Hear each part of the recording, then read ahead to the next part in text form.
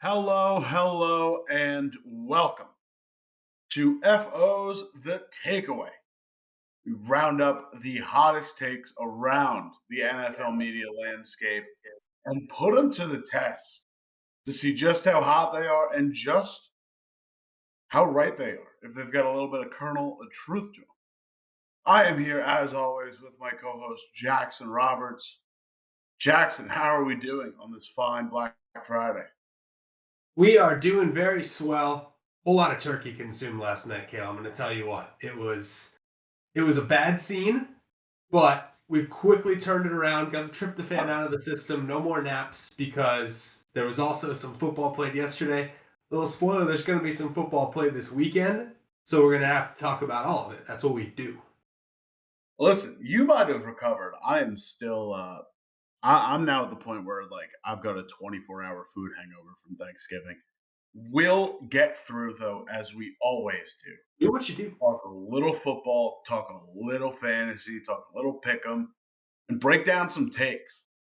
To lead off our usual Thursday night recap, we do have a New York quarterback to talk about. This was recorded pre-Thanksgiving. Still thinks it holds a bit true. This one coming from the PFF Fantasy Podcast. Ian Hartitz said, I have to be pretty damn pleased with how Daniel Jones has been playing this season. Let's take a look. Giants still sitting at 7-3. You could maybe argue they got exposed a bit last week, but honestly, I thought that Daniel Jones really had his best game of the season, or at least he was asked to do more out there. He still had the mistakes, a couple interceptions, but that last touchdown drive he had, I mean, actually 3 straight throws that maybe kind of step back and say, damn, Daniel Jones doing some good things out there. And once again, doing it with pretty much nobody. I mean, the starting 4 wide receivers for this offense going into week 1 were supposed to be Kadarius Toney, who now resides in Kansas City, Sterling Shepard, who tore his ACL early on in the season, Wan'Dale Robinson, who unfortunately tore his ACL, and the mannequin Kenny Galladay. So the fact that Darius Slayton has been truly, and I'm not trying to hate on Darius Slayton, but the fact that he has been their most consistent bright spot in the wide receiver room, like, it makes sense that Daniel Jones has been putting up big time passing numbers, because who exactly is he going to be throwing the ball to out here? Daniel freaking Bellinger had that eye injury. He's still not back. And we're talking about Daniel Bellinger as someone that potentially could help out this passing game. So again, Kevin, it's just one of those things where with Daniel Jones, they are trying to evaluate if he can be the quarterback of the future. And based on the weapons they've had there, I don't know how you could be anything else but pretty damn pleased with how he's played this year. Jack, pretty damn pleased with the performance thus far for one Daniel Jones. Put it on the meter. The take itself is right down the middle, I think. I think it's lukewarm. I think if you go back to the beginning of the season and think about what realistic expectations were for the New York Giants, and you look at where they are now, I totally agree. You are pleased with how it's progressed. The Giants are in a uniquely difficult position moving forward because they have a much better roster this year than anticipated, especially on the defensive side of the ball. They're competing on the fringes of a playoff spot now. Used to be they were sort of in competition for the division. I don't think anybody believed that was legit, but they're still in the playoff discussion. And yet, this is a team that, if you're looking towards building for the future, you don't know if Daniel Jones is the guy. He's up for free agency this offseason. You also have Saquon Barkley up for free agency this offseason. Granted, the Giants do have the 3rd most overall cap space, but a lot of players still to sign. You have decisions to make, and I think it would have been a lot easier, honestly, for the Giants if Daniel Jones had just played 10% worse and you were like, all right, time to move on. I think you do have to be pleased with how he's played, but when it comes to passing the football, he's still 21st in passing DYAR. He makes up for that a lot with the rush. He's 4th in rushing DYAR, among quarterbacks, that is. And ESPN's total QBR stat, which factors in both, actually has him 10th in what they essentially deem overall quarterback play this year. Pretty darn good. That being said, are you going to tie your wagon to this guy moving forward? I don't know. So lukewarm take, but I don't think it addresses the real question for the Giants moving out of 2022. It's hot just because of what it's being couched in. It's being couched in that evaluation for the future, which I think is where the issue sort of lies. I get this is by far, by the way, this is by far Daniel Jones's best rushing season as a quarterback. He has already surpassed his best rushing season 2020, just in terms of total yards. Already scored 4 rushing touchdowns on the season, which is one less than he's scored in his last 3 seasons. And I also recognize that Jones currently, I know it's not the best UIAR, but still, he has the best passing DVOA of his career, and he's throwing to Richie James, Isaiah Hodgins. Outside of Darius Slayton, you're not really getting a lot of like offensive talent to work with. By the way, side note, that Kenny Galladay contract might be the worst in football. Oof. Has 10 targets on the season in 11 games. Just, you're paying him $72 million, I think. By far one of the worst contracts in football that currently exists on the roster. And reset the market for wide receiver contracts in many ways. Other receivers are getting overpaid because Kenny Galladay is getting paid so much to give you 11 catches. Yeah, Kenny Galladay walked so Christian Kirk could fly. Exactly. So with that considered, I think it's definitely hot considering, like, he's really had nothing to work with and has existed far beyond anyone's expectations. With that being said, you also have to compartmentalize this with 2 years of Joe Judge. You have like Jason Garrett in the mix as a play caller. And now you're Brian Dable, who fully facilitated Josh Allen's year 3 leap. Like, the coaching infrastructure around him is that much better, which makes you think, how much better could this be with another quarterback that at least has some monicum of rushing ability? Because the Giants were the losing half of any given Sunday this week, and you watch those picks. I'll give him the Aiden Hutchinson pick. Aiden Hutchinson stunts, like fakes his pass rush move, drops right back into the passing lane, and Jones kind of just throws it on timing because he was open a half second before he looked. Then he's got Aiden Hutchinson in his face. I'll give him that. It's a bit of a surprise one. The Kirby Joseph pass was abysmal. And they were like, I wrote in the article, Jones had his best passing day of the season, his 3rd best passing day of his career from a volume perspective, and it felt really empty. Like, it felt like it's a lot of intermediate over the middle stuff that's not going for a ton of yak. Then there's a bunch of short yardage passes that are getting a ton of yards after the catch. Doesn't have a ton of strikes past 15 yards downfield. And when he does, the completions that those are getting are coming on that last drive, which is pretty much your down 3 scores to the Detroit Lions. Like, I have some issues with Jones's performance, and I wonder how much better it could be with another quarterback, because we recognize the system's good. We recognize they're exceeding expectations with a much worse receiving core. And while there probably aren't many better options out there currently that you wouldn't be able to get, through the draft, I don't like how much are you going to hemorrhage for Derek Carr when you're still a rebuilding team? How much are you going to leverage for Jimmy Garoppolo in free agency to, like, how much of your cap are you willing to give up in that regard?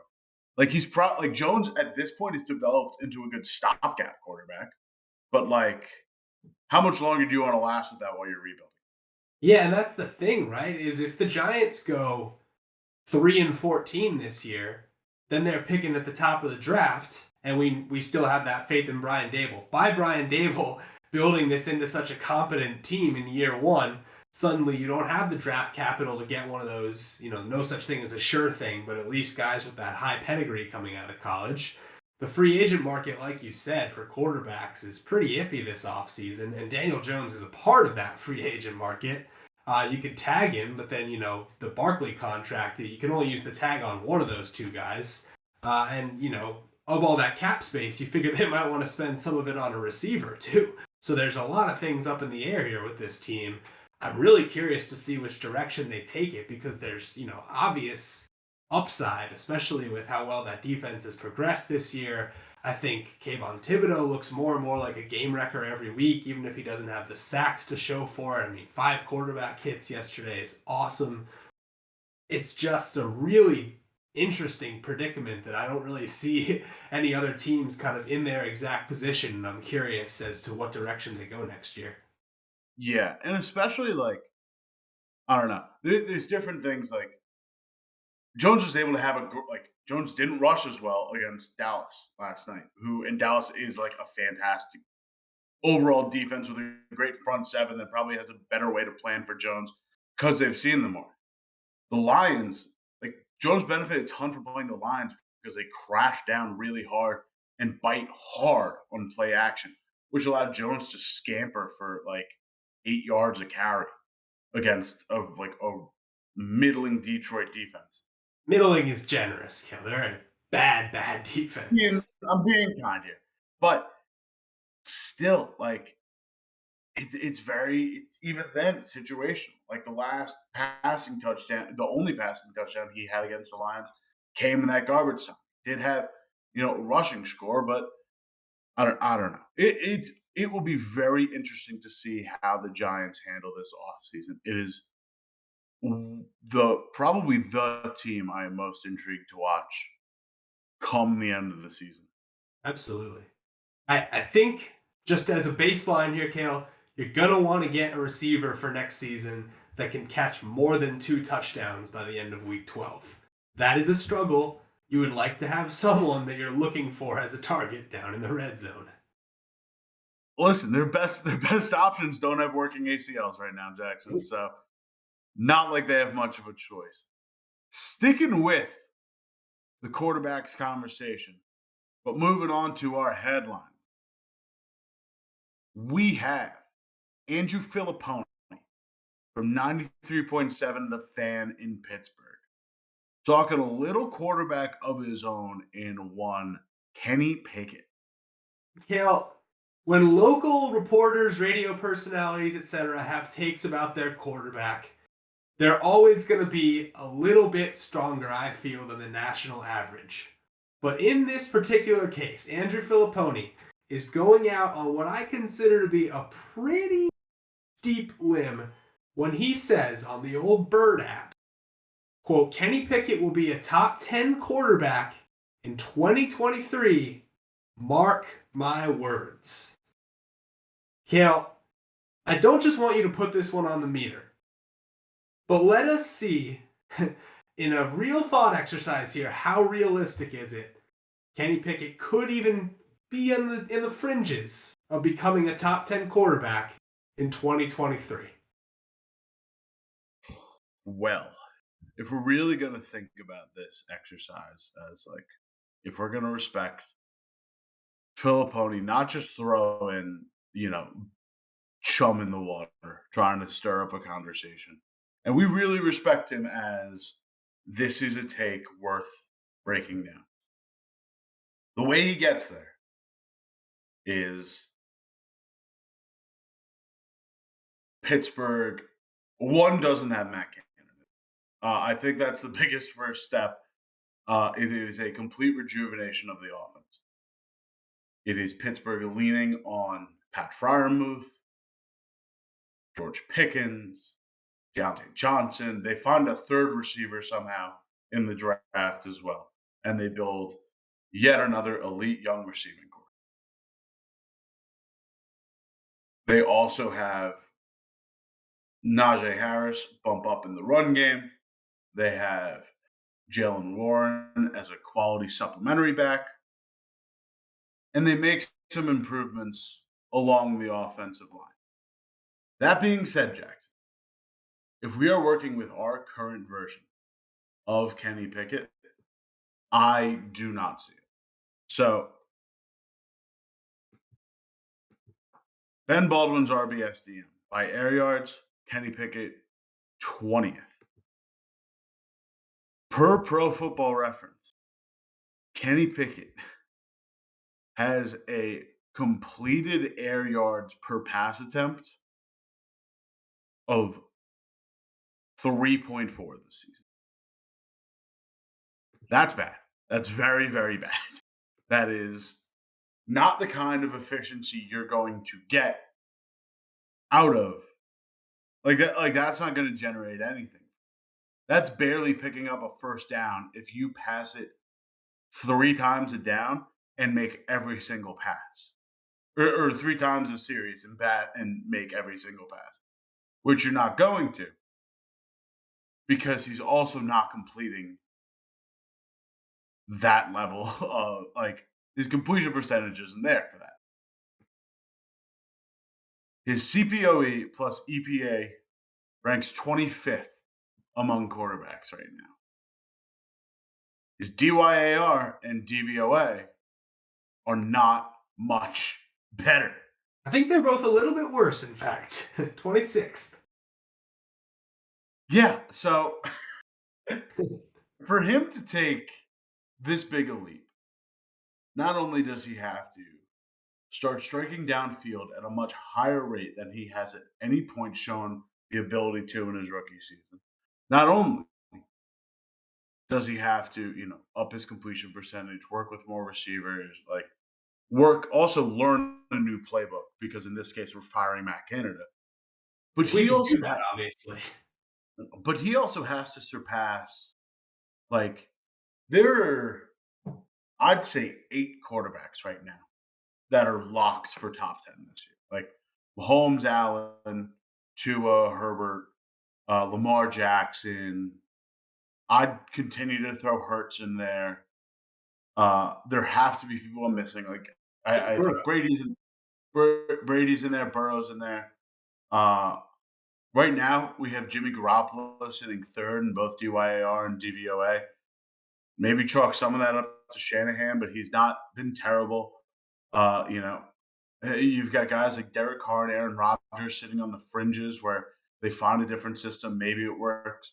You've got major surprises like Jacoby Brissett and Geno Smith eating up some of that capital.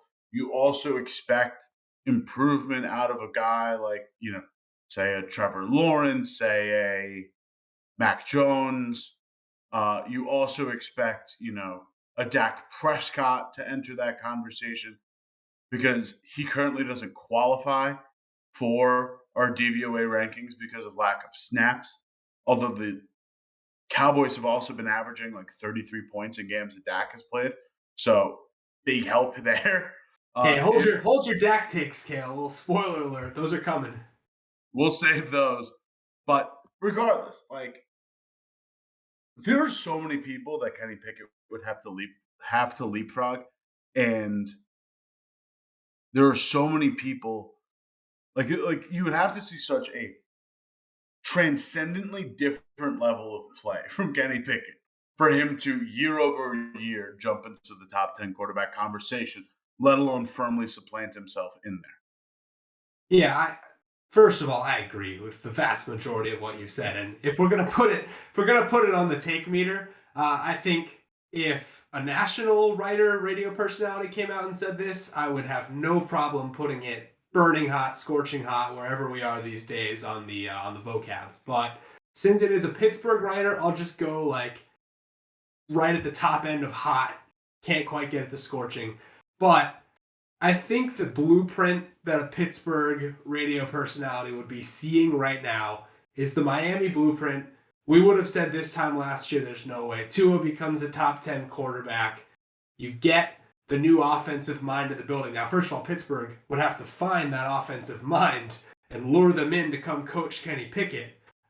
So that's not exactly a given, and it's easier when you're looking for a head coach versus just an offensive coordinator to bring in those top offensive minds. But there is a blueprint where you can see a big leap you put him in the right system, you bring in one or two more weapons, you really sort of maximize what he's good at, which I think was more well defined with Tua. It was that he was very accurate and could get the ball out very quickly. It just, it was clear what the limitations were with him really pushing the ball outside the numbers and such, and he's even gotten better at a lot of those things. I don't know if we see that blueprint with Kenny Pickett, and I don't necessarily think that the infrastructure is likely to be there as it has been for a guy like Tua in Miami this year. Even with Tua in Miami, and this really isn't like revisionist history. It wasn't that like, oh, Tua can't throw the deep ball. It's like, oh, we haven't seen Tua throw the deep ball. Like one of the biggest highlights is like Tua's first big play at Alabama is him hitting that strike in overtime against Georgia to win in overtime in the national championship. Like that is a 40+ yard pass hit in stride. Like he had a deep ball, it just wasn't in the infrastructure of the Miami offense. At least not in a manner as frequent as it is in the McDaniel offense. Like again, deep balls are also things that can be improved over time. Like you can work on arm strength, you can work on technique, you can work on torque.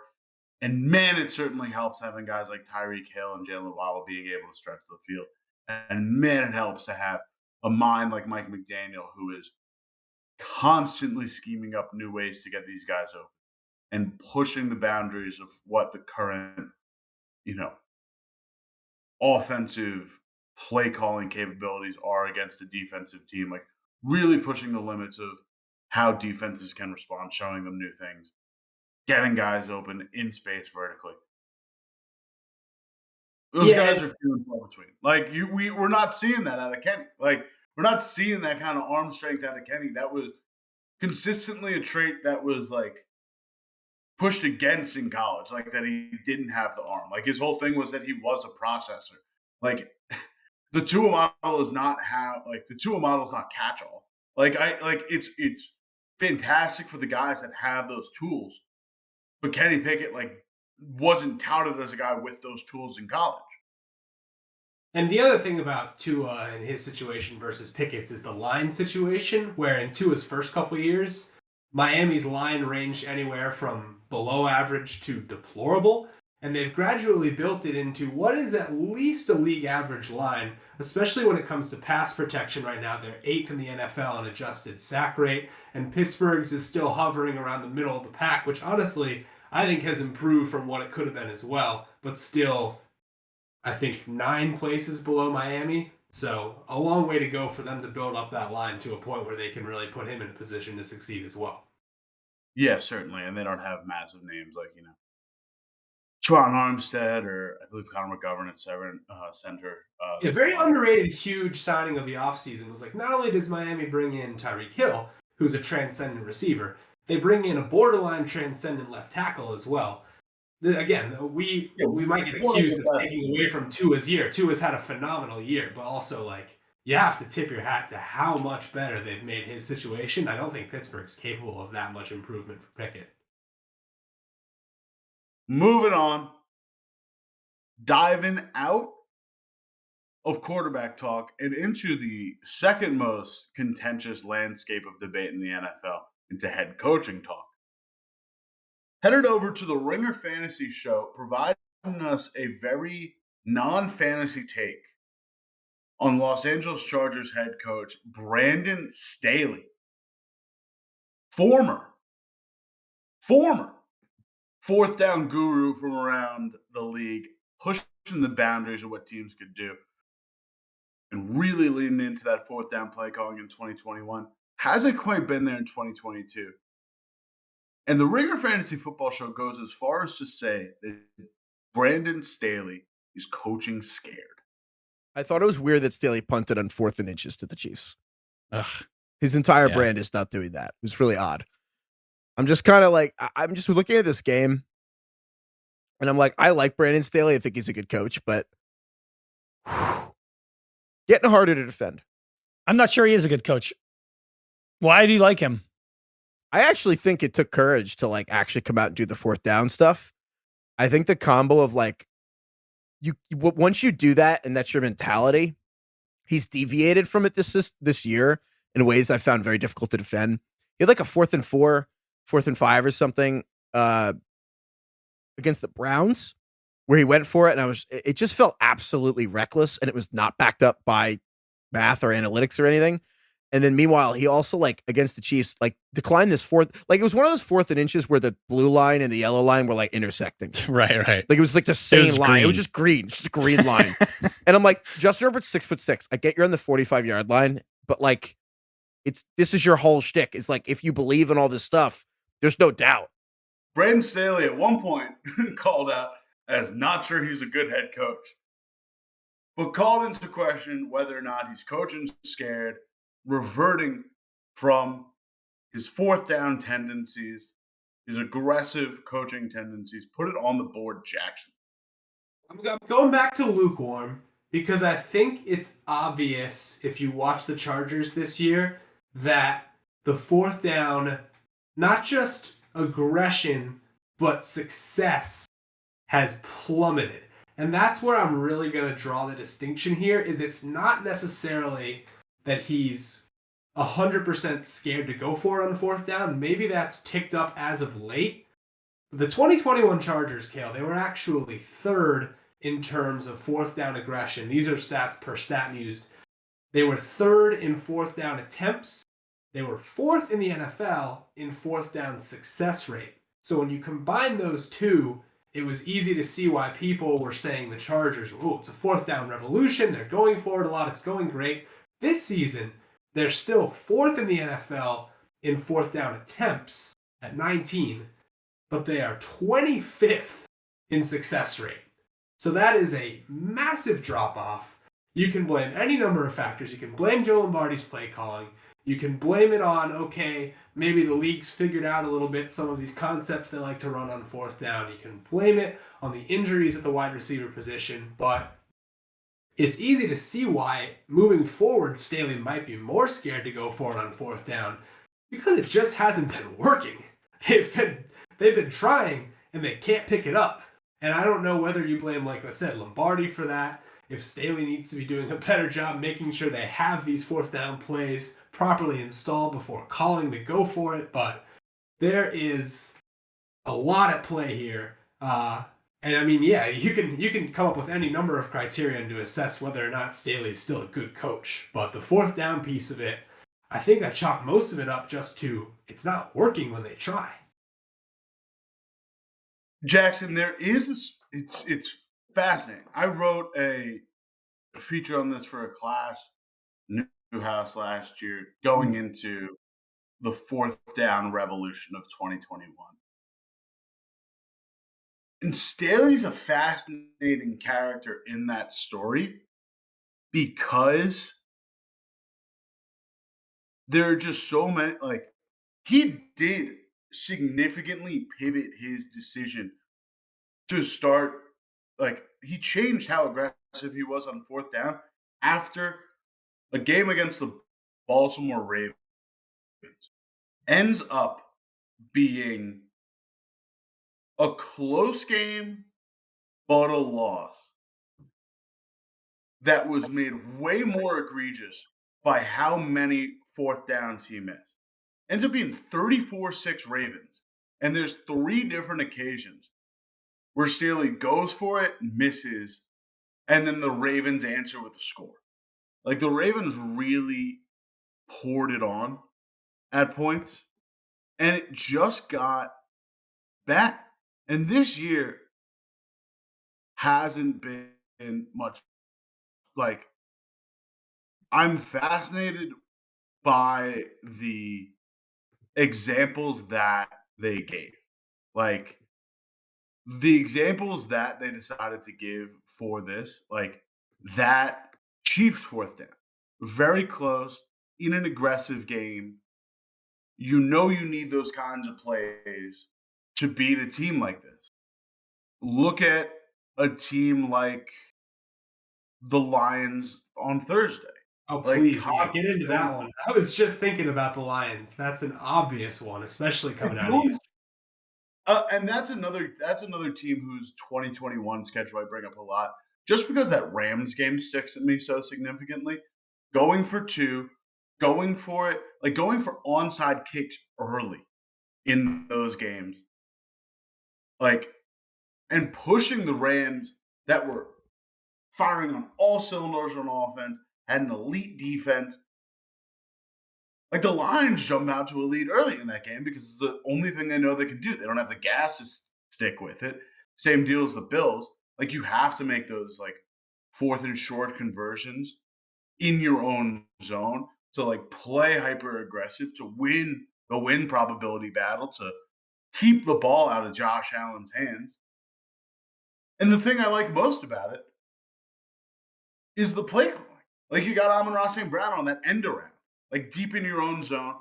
That's how you pick it up because it's create like you're fake, like you've got single back, you're under center, like you can run dive, you can run inside zone, but you're showing heavy that you're going to run up the middle, and then you fake and go outside. And if he had better blocking, he's going to the house. Yeah, man. There's the Lions last season are both the most aggressive in history in fourth down attempts, the most attempts ever, and the most successful conversions ever. I think it really flips around the Patriots game this year where they go 0 for 6 on fourth down. Another game very much like that Chargers-Ravens game you talked about last year, where the final score ends up being 29-0, but the yardage stats, even the success rate stats for the offenses are very similar. And the Lions missing all those fourth downs, plus you've got a pick six thrown in there, makes it look like an entirely different game. You fast forward to yesterday, the Lions get in that late game situation. Suddenly they start treating the clock as if it's their friend. They're taking the time all the way down on the play clock. They get into that 3rd and 1. They throw a deep pass. It's incomplete. Rather than go for the 4th and 1, they think, okay, what's our best chance to win this game? It's Badgley makes a 50-plus yard field goal. He's already missed from 29 in this game. And we stop Josh Allen from getting a field goal, who we know has the most rocket arm in the history of rocket arms. And we somehow win this game in overtime, whether that's us getting the coin toss or whatever. That's so many factors that come into play rather than them just thinking, let's go win this game right now. And I wonder how much the previous failures on 4th down in that Patriots game or otherwise weigh into Campbell's less aggressive decision-making in that situation. This has gotten very far away from Brandon Staley, by the way. It's more of a 4th down success conversation, but I do think it factors in. It's like if you start taking detractions, how much does that play into your future aggression when you previously had it? But he is a factor in that, of course. We also, Football Outsiders has a statistic called power success. It's a percentage of runs on 3rd or 4th down, 2 or less to go, that achieved a first down or a touchdown. Also includes runs 1st and goal or 2nd and goal from the 2-yard line or closer. It also includes quarterback play in this, which I'm fascinated by. Because right now, Chargers are 22nd in power ranking on offensive line and quarterback play. Justin Herbert specifically on 4th down, 3 attempts, has gained 1 total yard. I don't know if that's – I know they've been very banged up in offensive line. Losing Corey Linsley, losing Rashawn Slater. Like, it's been a real tough battle for them on their offensive line, trying to keep guys healthy, and it's been a pretty constant rotation. If that's a factor, maybe. But between Justin Herbert and Austin Eckler also, 2 attempts for 3 yards, has only picked up 1 first down. That doesn't also include, like, they haven't passed to him once in open space. They haven't done anything creative in that regard. It's just not what I thought that we'd be getting out of, like, whether Joe Lombardi, who did so much good with the New Orleans Saints and really put together an impressive offense in 2021 with the Chargers, whether it's a Brandon Staley, like, there's just not a lot of creativity there. Like they have these weird matchup games where they play much worse than we'd ever expect them to. And it's just the expectations that we have for this team don't meet the actual output. And I feel like there's a lot that falls on Brandon Staley's shoulder with regards to just further evaluation of this team. Did you just Ted Lasso the Chargers, Kale? Did you just... Because I guarantee Brandon Staley is a huge Ted Lasso guy. So if he's going around that locker room saying, be a goldfish, I could totally see that. Yeah, I think you mostly said it all. It's an interesting conundrum. This team, in a lot of ways, looks very different than their 2021 selves. And after kind of winning the offseason, I think there's going to be a lot of bloodlust among not just Chargers detractors, but whatever Chargers fans are out there. Certainly the front office. I don't know if heads are certainly going to roll, but if they miss the playoffs, it feels like Staley and Lombardi are first on the chopping block. So we're actually going to come back to the Chargers making the playoffs at the end of the show. Teaser. But that is very much on the table, I think, and certainly Staley is going to have some answering to do for the lack of success on fourth downs this year. Moving on. Back into the quarterback discussion. Jackson. It is very rare that we will post a clip from the same media member in multiple weeks, let alone back-to-back weeks. Colin Cowherd had a take that was so juicy that we just couldn't ignore it. I know, right? So, again, Colin Cowherd comes on here last week. He rocks our world with the Jalen Hurts can't play from behind take. Jalen Hurts does end up getting a comeback win this week.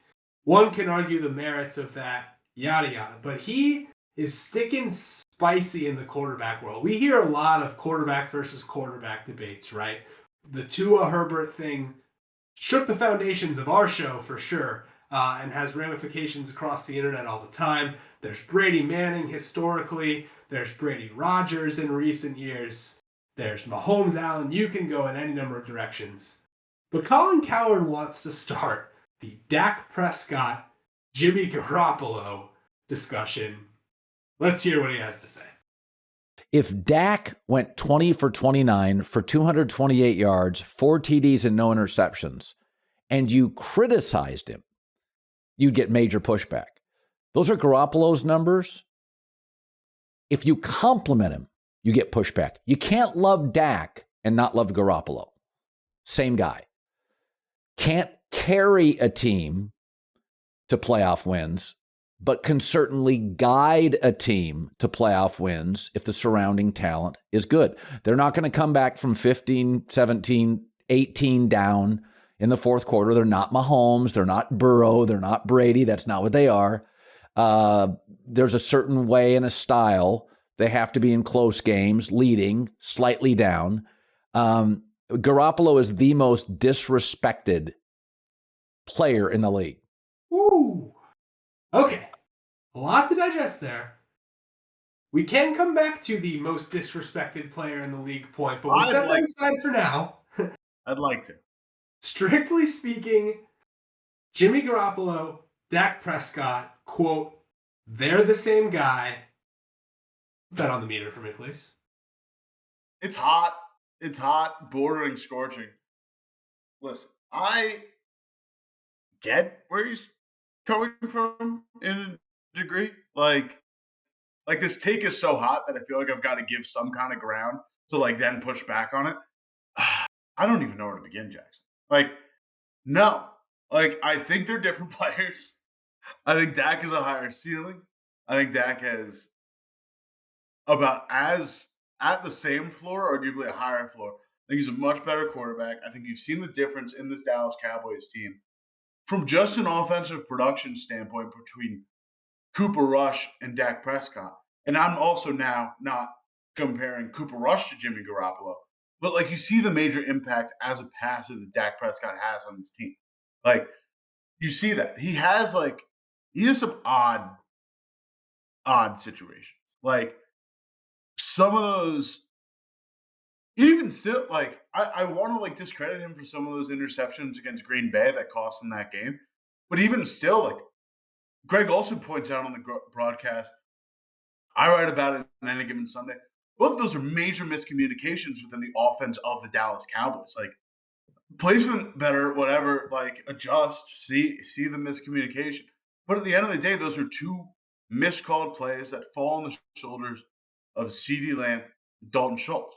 Like, they're on them and not Dak. And I'm not like completely absolving Dak of any fault. Like, but he's a much better quarterback than you. And it doesn't show like in DVOA and DYAR because Jimmy Garoppolo is third in the league in DVOA and DYAR right now. He's playing elite football. But I think just like from a pure intangibles and talent perspective, Dak is a better quarterback than Jimmy Garoppolo. He's in a worse offense than Jimmy Garoppolo. He has worse weapons around him than Jimmy Garoppolo. Like, Jimmy Garoppolo is getting a lot of help. And I'm not like, again, not making excuses on Dak's front, like, oh yeah, Dak should have more help.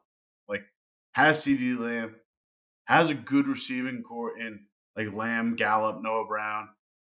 You saw against the Giants last night, I think Dan Orlovsky said it on Twitter, that Dallas is becoming a tight end first team as well. So like having that additional tight end help, having that additional run game, all these things are benefits to Dak Prescott. That being said, he's a better quarterback than Jimmy Garoppolo. He's a higher ceiling than Jimmy Garoppolo. He can do more than Jimmy Garoppolo. He's better, like, deep passing than Jimmy Garoppolo. Yeah. Jimmy Crazy Garoppolo. take. Jimmy Garoppolo.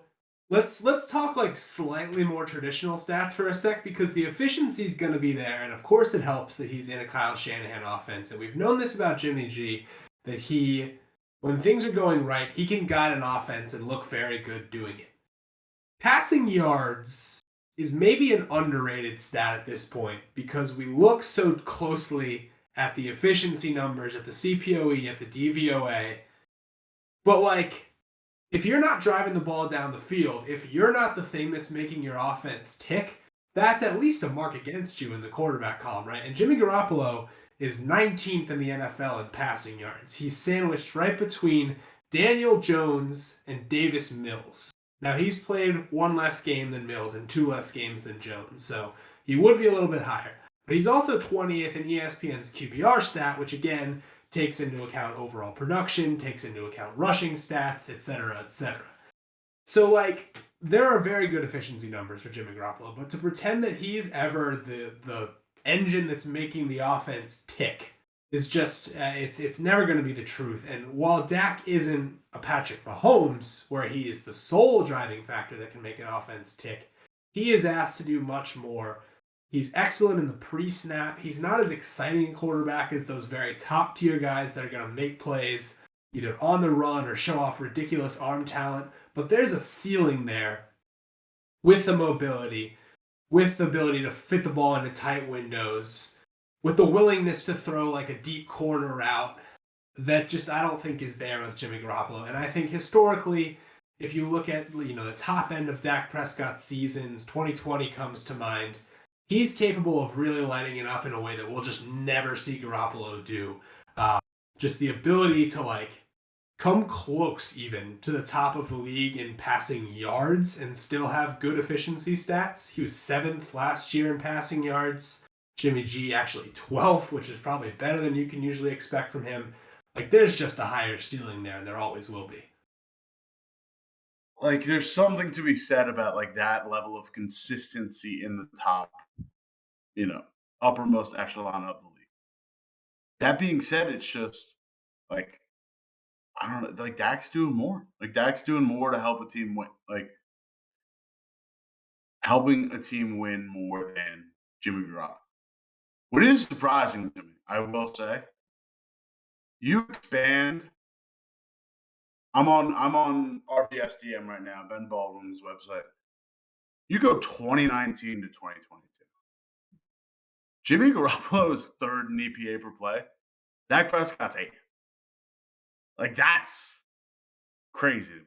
Like, which is where I want to get into the second part, where Jimmy Garoppolo is one of the most disrespected quarterbacks in football. Like, and I think it's this obsession maybe an obsession, but fixation that media members have on the ceiling, like the recognition of the ceiling. Also, if you just move from 2019, if you make it from 2019 to 2022 to 2020 to 2022, Garoppolo drops down to 8th, Prescott drops down to 10th. It's just like there's this fixation on the highest possible execution of the quarterback position. And the fact that we've gotten so used to seeing like Mahomes, greatness out of Allen, Rodgers, like consistency from Brady, like Brady in an Arians offense where now he's stretching the field. Like we've gotten so used to this high level play that I feel like we sometimes forget about like the floor. Like we forget about like just being able to like execute an offense day in, day out, like really drive that. And as always, gotta close out by holding ourselves up to some scrutiny, putting ourselves out there. Jackson, we got some takes of our own to give. Why don't you start? I would love to, Cal. We just spent a lot of time disparaging the LA Chargers, questioning the validity of their playoff candidacy, mostly focusing on fourth down, but bringing ahead a lot of the systemic issues they have. Here's the thing. With all that being said, my take this week is that the currently 9th ranked LA Chargers in the American Football Conference are still going to make the playoffs. Now, this take gets a little bit less spicy when we consider the Patriots' loss on Thursday night to Minnesota. According to ESPN's Football Power Index, that bumped their playoff odds from 45% to 52.6%. DVOA thinks less of the Chargers. The odds have not updated since the Patriots lost, but coming into the week, they only had it at a 31.1% chance. Here's where I couch the take. I think the Chargers end up going 10-7. Why is that? Their remaining schedule, Kale, has some true cupcakes. They go at Arizona, at Vegas, then 2 tough games, home for Miami and Tennessee. Then they go at Indy, home for the Rams, which is really just a neutral site game, and at Denver. Kale, that is the easiest remaining schedule of opposing offenses.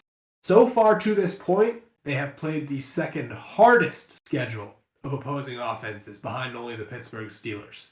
So they've gotten to this point. It's looked really bad, but it's about to get a whole lot easier. And the Patriots have one of the toughest remaining schedules, and the Cincinnati Bengals have one of the toughest remaining schedules. I think if the Chargers win 5 of those final 7 games, they're definitely in, and I think they still even have a chance if they go 4-3. Listen, don't hate it. Don't hate it. That being said, the success of this Chargers team feels so dependent on who they have available. Whether it's like, I don't know. I can't see them winning many games with Josh Palmer and DeAndre Carter, no matter how weak their remaining schedule is. I still have some questions. They have to be healthy. I like it. There aren't many standout teams in the AFC. By the time this season is over, I feel like it'll almost flip what our preseason prognostication or predictions were, where we thought the AFC was this loaded juggernaut conference and the NFC was going to be like 2 contenders and no one. Now the NFC is looking like a hot race and no one seems to want to sit atop the AFC outside of Kansas City. I just don't know, Jackson. Like, here's what the take boils down to. They have to pass 2 of the following 3 teams. The Jets with Mike White / Zach Wilson / Joe Flacco, who knows. The Patriots, who are now tied with them in the loss column and play the Bills twice and Miami again. And I think Tennessee's in there as well. And then you Tennessee's going to get in the division. So yeah, it's going to be tough. And then finally, the Bengals, who still have a host of tough games, New England and Cincinnati play each other. They play the Bucks. They play the Ravens. It's going to be really tough. That's all I'm saying. I think it boils down to remaining schedules. It works out easier for the Chargers. I don't hate it. That last game against Denver has big shades of last year's Vegas Chargers game where it really comes down to them winning it. And at this point, I don't fully know if I trust the Los Angeles Chargers to do that. Yeah, but the Raiders were going for a playoff spot too then. At this point, you don't know if the Broncos are going to have a head coach. There's a whole litany of factors that go into that game. I'll give it to you. I think it's a little hot. It's hot because it's the I Chargers. like where your head's at. It's hot because this is a cursed franchise, which we have established on our shows on this platform this year. So that is what worries me more than any of the X's and O's, is that I'm banking on the Chargers here. Well, the hot one I've got for you, the Mike White decision is the exact thing the Jets needed. It's about as good of a decision as you could have asked for. This Jets team is picking up at least 2 more wins with league average quarterback play. And I know some of that, 2 of those losses come with Joe Flacco at the helm. Doesn't help my case. That being said, I just keep coming back to this Mike White game against the Cincinnati Bengals. He was immediately figured out after that, where the follow-up game against the Buffalo Bills just sat in shallow zones, picked apart all the checkdowns that Mike White was going for. That being said, if they open up the playbook just a little bit more, now that Mike White's been there, he's been there for a year, he's known the system, he's also earned the backup quarterback spot, according to Connor Rogers. That was an active substitution that the Jets made for Mike White being the active backup QB2 on game days over Joe Flacco. So if he's earned the right to be that guy,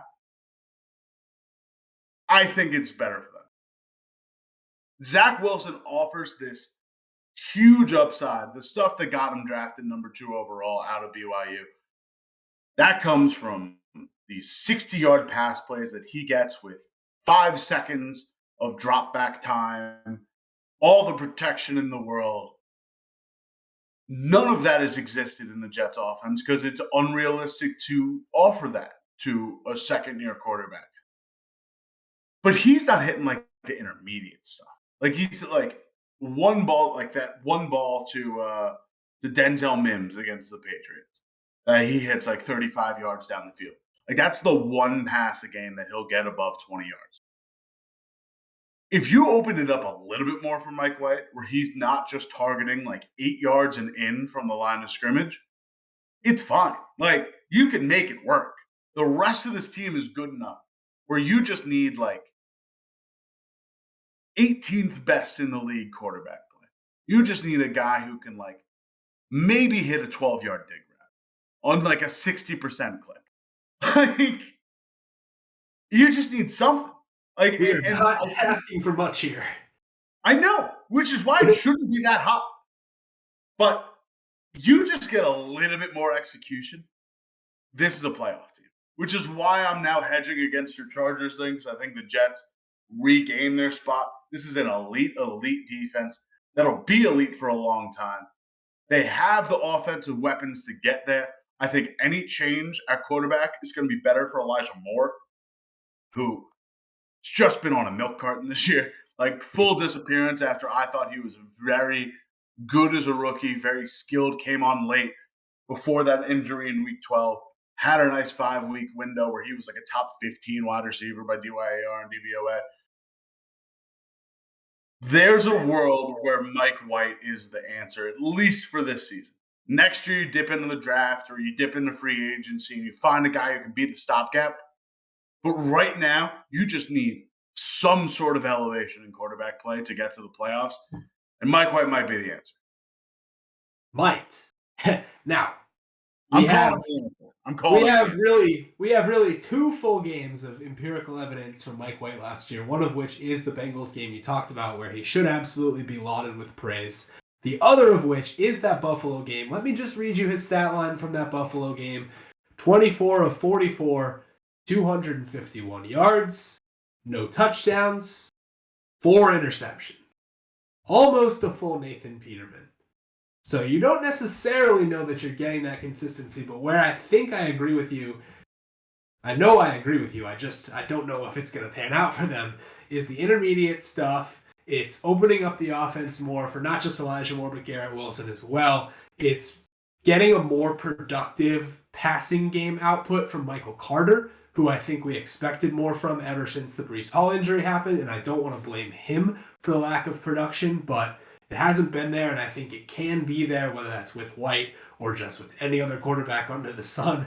And there's the whole issue as well of like, how does the locker room respond to all of this? There was clearly an element of, do the guys trust Zach Wilson? I think if the trust was fully there, he's still the quarterback, and obviously there have been some post-game press conference answers, some anecdotes from Jets beat reporters about how Zach Wilson walks around that locker room after the loss to the Pats, that there's other reasons why we're seeing this change, and if Mike White can bring some stability, not just to the locker room, but to the on-field performance in terms of medium deep throws, successful checkdowns, keeping the chains moving, like you said, very basic stuff, this could still very much be a playoff team. You're absolutely right. Well, that'll do it for us this week on an abridged version of The Takeaway. Not diving in to everything we could have, but we're still giving you a little taste of the take just to tide you over on this holiday weekend. As always, want to recommend you take a look at the shows that we have curated from in the description below. Want to give a shout out to Underdog Fantasy. Double your first deposit up to $100 with promo code Outsiders. Want to, as always, shout out our Black Friday sale. Now, through the 29th, 25% off. Everything that FO Plus has to offer you, access to the Discord, all of our databases, all of our former almanacs, fantasy advice, betting advice. Jackson, want to thank you, as always, for navigating these takes with me and talking some ball. Wouldn't want to do it with anyone else. Beautiful weekend for it. Thanksgiving's always great to talk some football because, man, we are getting close. We are in the final third leg of the league, regular season. We're diving in. You know, when bowls are starting to get, we've got our annual Egg Bowl watch and we've got college football starting to wrap up. That's when you really got to get dialed in on NFL. And I feel like we kind of got this week, we're at the point where the takes are fine. We're at the point where people are really starting to get in their bag, getting takes off. As long as they're doing that, we will be here. And I did just want to say not only a belated happy Thanksgiving to all of our listeners, thank you for listening, a belated happy Thanksgiving to you, Kale, and to everyone at Football Outsiders who makes this train keep rolling. Special shout out to producer Ross for the amazing work that he does on this show. Couldn't be more thankful for the team I have around me, and I cannot wait for the rest of the season. Yes, thank you as always to Ross, who keeps the train rolling on not just the takeaway, but all of our FO digital productions. That'll do it for us. You can check us out every week over on the FO YouTube channel. Drop a subscribe while you're there. Give us a thumbs up. Really goes a long way. You can also check us out on the FO Podcast Network on any platform that you get your podcast. For Jackson, I'm Kale. Thank you as always for listening, and we'll see you next week.